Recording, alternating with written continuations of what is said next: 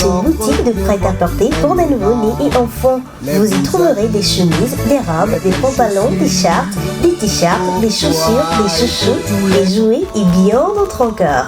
Catimini Kids se situe sur le boulevard Circulaire, en face de l'ancien immeuble de la Lunato. Contact plus 228 90 04 17 03, plus 228 87 16 46 46. Catimini Kids, l'enfance, c'est l'élégance.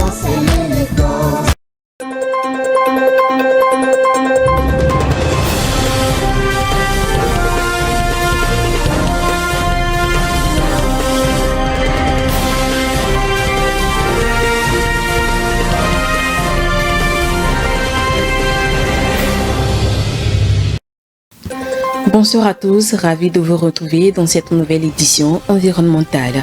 Voici les titres. Au Togo, le secteur minier rencontre de plus en plus de difficultés. Fort de ce constat, le gouvernement met en place de nouvelles stratégies destinées à améliorer ce secteur afin de le rendre plus productif. Le Sénégal sera bientôt l'hôte de la 8e édition du Salon international des énergies renouvelables en Afrique. Organisé par l'Agence nationale pour les énergies renouvelables, l'objectif est de renforcer la résilience des populations et de trouver des solutions face à la crise énergétique. Et puis en Tunisie, la gestion et la valorisation des déchets est au cœur d'une nouvelle étude. C'est un plan qui ambitionne de renforcer la gestion des déchets dans le pays. C'est tout pour les titres. Bienvenue à tous.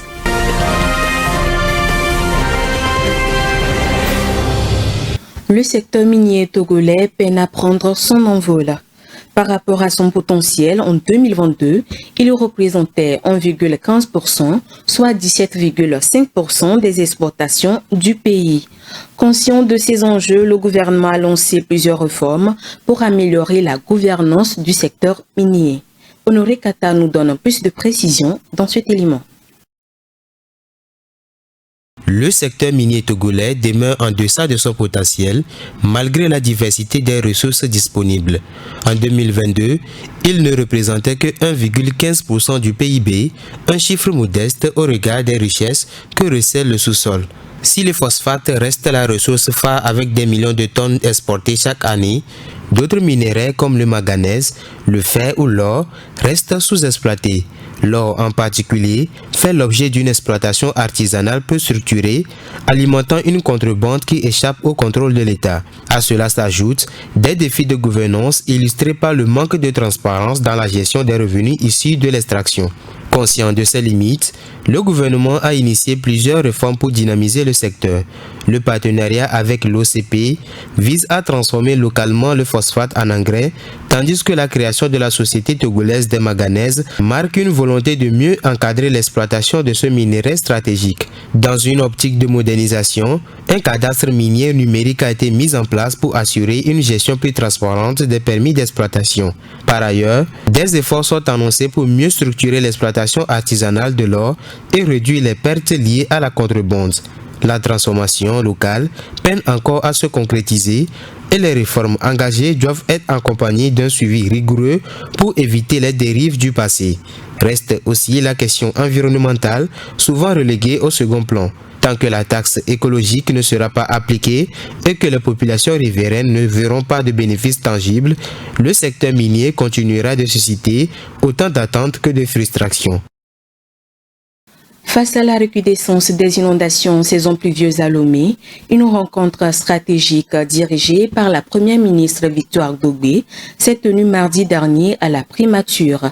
L'objectif était de faire le bilan des actions menées en 2024 et de définir comment renforcer les mesures de la saison 2025. Léonce Sago. Dans le cadre du bilan du plan de préparation et de réponse de l'Agence nationale de protection civile, la chef du gouvernement, Madame Victoire Tomiga Dogbe, a tenu une réunion le mardi 4 mars 2025 à la primature.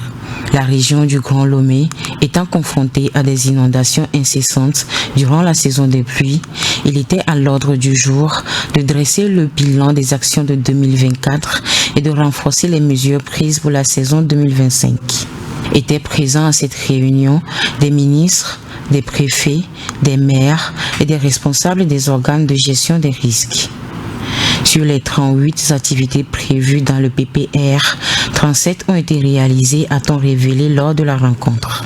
Ces actions ont bénéficié d'un financement total de 1,74 milliard de francs CFA, dont 50 millions pour les activités de base et 1,69 milliard en soutien supplémentaire. L'évaluation des sites d'accueil pour les sinistrés, l'entretien des équipements d'intervention et la mise en place d'un dispositif de drainage des eaux sont les mesures qui ont été réalisées. Des campagnes de sensibilisation ont également été lancées à travers les médias et sur le terrain pour encourager les populations à adopter des comportements préventifs. Pour cette année 2025, les autorités prévoient anticiper les choses. En plus de renforcer les actions de sensibilisation, 26 nouvelles initiatives ont été introduites, notamment l'intensification des travaux d'assainissement et l'amélioration des matériels de pompage. Le curage des caniveaux et le drainage des bassins de rétention sont désormais prioritaires. Un comité de suivi sera mis en place pour garantir l'efficacité de ces interventions. La Première ministre a insisté sur l'importance d'agir collectivement avec anticipation et réactivité face aux risques. De résistantes mesures préventives doivent être mises en place pour renforcer la résilience du pays face aux inondations. Cette lutte contre les inondations s'inscrit également dans une plus large dynamique avec une étude en cours soutenue par la Banque mondiale. Elle permettra d'élaborer un modèle de gestion adéquat des inondations dans le Grand Lomé. L'Union des femmes du secteur informel UFSI a procédé mercredi dernier à Déticopé au lancement du projet de valorisation des bonnes pratiques agroécologiques et d'équipement des maraîchères PV-PAEM. L'objectif est de renforcer les capacités des femmes maraîchères et transformatrices des produits agricoles face aux défis du changement climatique et de la sécurité alimentaire. Suivant. Dans son ambition d'améliorer l'autonomisation des travailleuses agricoles, l'Union des femmes du secteur informel UFSI a récemment lancé le projet de valorisation des bonnes pratiques agroécologiques et d'équipement des maraîchères PV-PAEM. Le projet PV-PAEM, financé par la Convergence globale des luttes pour la terre et l'eau, a pour ambition d'améliorer la productivité des femmes du secteur informel en promouvant les pratiques agroécologiques respectueuses de l'environnement. Sous la coordination de l'ONG FIDIA, ce projet permettra d'outiller les femmes aux techniques innovantes telles que l'agroforesterie, la fabrication de compost biologique et la production d'insecticides naturels. Ces méthodes contribuent à la préservation des sols, à la protection des eaux souterraines et à une meilleure résilience des exploitations face aux aléas climatiques. Selon Ablavi Bedou, coordinatrice de l'association FIDIA, cet appui apporté au groupement s'explique par le fait que la majorité des femmes agricultrices qui en font partie exercent leur activité sans grands moyens. En raison des ressources limitées, elles peinent à produire en grande quantité, ce qui freine leur capacité à répondre à la demande croissante du marché. La journée a été marquée également par la remise des équipements agricoles aux coopératives des femmes transformatrices de tomates d'Adéticopé, au groupement des femmes maraîchères de Thiévier et aux femmes transformatrices d'huile de palme. L'événement a rassemblé divers acteurs, dont les autorités locales, les organisations paysannes et les bénéficiaires elles-mêmes. En mettant l'accent sur la formation et l'accès aux outils adéquats, l'UFSI entend faire de l'agroécologie un véritable levier du développement durable pour les femmes du secteur informel, en leur permettant d'améliorer leurs revenus et leur qualité de vie. La ministre togolaise de l'eau et de l'assainissement a échangé la semaine dernière avec les membres de l'Association des acteurs de l'assainissement du Togo. Leurs échanges ont porté sur les difficultés auxquelles sont confrontés les vidangeurs dans l'exercice de leur métier. Ils ont exposé leurs besoins au ministre en espérant des actions concrètes de la part du gouvernement pour y remédier. Viva Samana nous donne les détails de cette rencontre dans ce commentaire. Devant les acteurs clés du secteur de l'assainissement au Togo, Mila Magno Aziablé, ministre togolaise de l'eau et de l'assainissement, a échangé sur les défis du domaine. Ensemble, Ils ont examiné les problèmes majeurs liés à la gestion des bouts de vidange au Togo et exploré les solutions adaptées. Nous avons eu deux doléances principales que nous avons signifiées. C'est l'acquisition d'une station de traitement de bouts de vidange.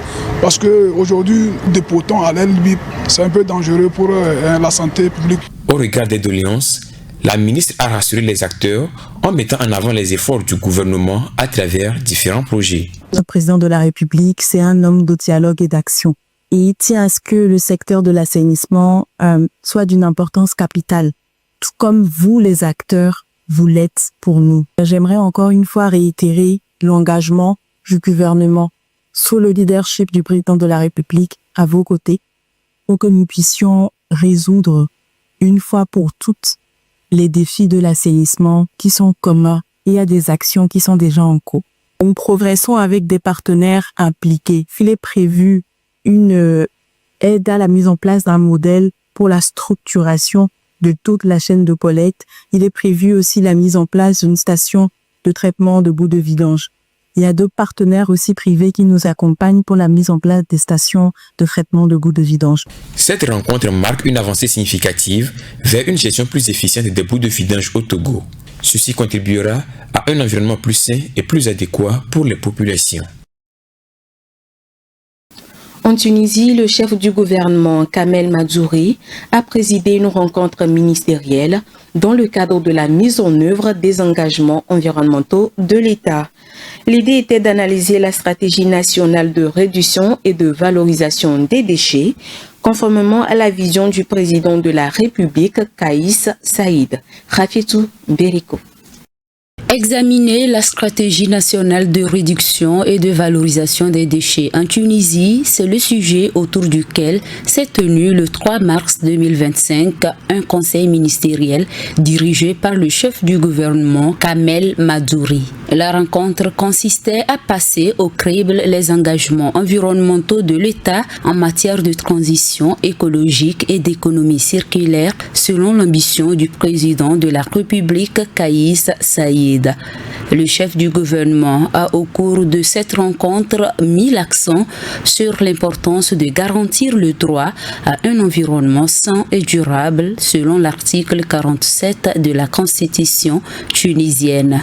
Il a souligné l'adoption d'une approche et une stratégie structurée et réalisable avec l'implication de tous les acteurs publics et privés. Pour ce faire, le gouvernement tunisien prévoit de renforcer la réglementation environnementale avec des principes fondamentaux, notamment l'obligation de réduction des déchets à la source, le recyclage et la valorisation des matières premières issues des déchets, l'élargissement de la responsabilité des producteurs dans la gestion des déchets industriels et le durcissement des sanctions pour les atteintes à l'environnement. Par ailleurs, le Conseil ministériel a prévu plusieurs projets majeurs qui seront réalisés au cours du plan de développement 2026-2030 en partenariat avec le secteur privé et les collectivités locales. Parmi ces projets, la création de centres de traitement et de valorisation des déchets ménagers à Sfax, Djerba, Siliana, Mardia et Gafsa et la construction de 5 unités de valorisation du biogaz. Outre ces projets, le gouvernement a également énuméré la mise en place de plateformes de recyclage des déchets de construction et de démolition avec une obligation d'incorporer un pourcentage minimum de matériaux recyclés dans les projets d'infrastructure. Il sera également question de moderniser les installations de traitement des déchets médicaux et hospitaliers, généraliser les points de tri sélectifs dans toutes les municipalités. Pour la réussite de ces initiatives durables, l'exécutif prévoit la mise en place d'un système fiscal incitatif pour encourager les entreprises à investir dans le recyclage et les énergies renouvelables. En ce qui concerne l'implication des citoyens, le gouvernement envisage de lancer des applications mobiles interactives, intégrer la culture environnementale dans les établissements scolaires, encourager l'entrepreneuriat écologique via des formations et des financements pour les start-up et les entreprises communautaires actives dans la gestion des déchets. Le Conseil ministériel a aussi souligné la nécessité de renforcer les partenariats internationaux afin de bénéficier des technologies les plus avancées et des financements internationaux disponibles. Toutes ces initiatives annoncées marquent un tournant stratégique avec des actions concrètes visant à moderniser l'ensemble du secteur et réduire l'impact environnemental des déchets en Tunisie. L'Agence nationale des énergies renouvelables ANER a officiellement lancé au Sénégal la 8e édition du Salon international des énergies renouvelables et de l'environnement en Afrique Sierra. En prélude à cet événement qui se tiendra les 24 et 25 avril prochains au Grand Théâtre de Dakar, une rencontre a été organisée en vue de détailler les objectifs du salon et de souligner son importance pour la transformation énergétique de l'Afrique. Les détails sur cet événement dans cet élément. Inscrit sous le thème central « Énergie renouvelable et développement durable, résilience, inclusion et innovation en Afrique », la 8e édition du CIRA s'annonce comme un carrefour stratégique pour les acteurs du secteur de l'énergie en Afrique. En prélude à cet événement, une réunion présidée par le ministre de l'Énergie, du Pétrole et des Mines, Birame Souleye Diop, et le ministre de l'Environnement et de la Transition écologique, Daouda Ngom, a eu lieu en vue de mettre à lumière la nécessité de créer des opportunités de partenariat et des démonstrations concrètes pour faire des énergies renouvelables un moteur de croissance durable. Cet objectif s'inscrit parfaitement dans les axes de la vision Sénégal 2050 qui inclut aménagement durable, le développement du capital humain, l'équité sociale, la bonne gouvernance et l'engagement envers la transition énergétique. Le CIRA 2025 sera ainsi un lieu de discussion pour le financement de la transition énergétique et sur les solutions d'endettement public, tout en mettant l'accent sur la formation et la recherche dans le domaine des énergies renouvelables. Le ministre de l'Environnement et de la Transition écologique Daouda Ngom a exprimé son soutien à cette initiative en soulignant la pertinence du thème du salon face aux défis actuels du changement climatique. Il a plaidé pour une consommation rationnelle des combustibles fossiles à l'échelle mondiale en visant un objectif de 40% d'énergie renouvelable d'ici 2030. Selon le ministre de l'Énergie, du Pétrole et des Mines, Birame Souleye Diop, cet événement représente une étape cruciale pour accélérer la transition énergétique en Afrique. Le forum vise également à garantir un accès universel à l'énergie, essentiel pour répondre aux enjeux environnementaux. Le CIRA 2025 constitue un espace unique de collaboration réunissant les gouvernements, investisseurs, entreprises, start-up et experts en vue de développer des solutions adaptées aux besoins spécifiques du continent africain. Ce salon permettra de promouvoir des politiques publiques efficaces, de stimuler les investissements et de renforcer la coopération internationale dans le domaine des énergies renouvelables.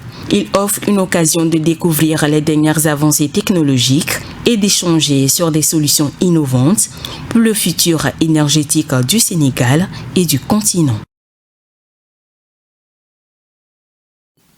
Le sud-ouest de Madagascar a été balayé en début de ce mois par un cyclone dénommé Hand. Après le passage de ce phénomène catastrophique, la région est actuellement confrontée à un isolement et à une menace d'insécurité alimentaire. Le point avec Vivas Amana. Le sud-ouest de la Grande Île n'est désormais que l'ombre de lui-même après le passage dévastateur du cyclone tropical Hand. Les conséquences de cette catastrophe sont alarmantes. Le Bureau malgache de gestion des risques et catastrophes révèle dans son dernier bilan que le cyclone a fait 8 morts et touché 99 000 personnes. La majorité des sinistrés doivent désormais faire face à de nombreux défis pour se reconstruire. Les localités touchées sont quasiment isolées et une situation d'insécurité alimentaire plane sur elles depuis une dizaine de jours. Les destructions sont visibles partout, avec les habitations en briques traditionnelles complètement balayées par des rafales violentes et des pluies torrentielles. La ville d'Ampanihi, l'une des plus grandes villes du sud de Madagascar, est dans une situation particulièrement dramatique. La population, principalement constituée d'agriculteurs, se retrouve dans une situation de précarité. L'ombre d'une famine plane désormais sur la région. Pour essayer de restabiliser la zone et venir en aide aux sinistrés, les vivres ont été distribués. Malheureusement, des camions de marchandises sont particulièrement affectés par des conditions difficiles, empêchant l'approvisionnement de certaines zones. C'est la fin de cette édition environnementale. Merci de l'avoir suivi. Restez avec nous, l'information continue. À très bientôt. Green TV International, we revive the environment.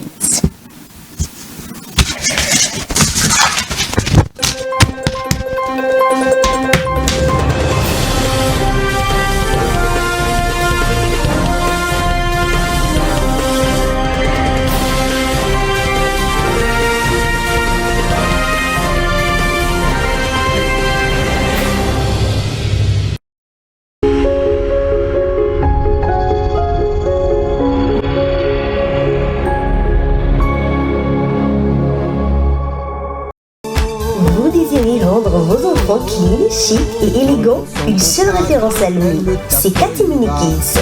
Katimini Kids est une boutique de prêt-à-porter pour les nouveau-nés et enfants. Vous y trouverez des chemises, des robes, des pantalons, des shirts, des t-shirts, des chaussures, des chouchous, des jouets et bien d'autres encore. Katimini Kids se situe sur le boulevard Circulaire, en face de l'ancien immeuble de la Lulato. Contact plus 228 90 04 17 03, plus 228 87 16 46 46. Katimini Kids, l'enfance, c'est l'élégance.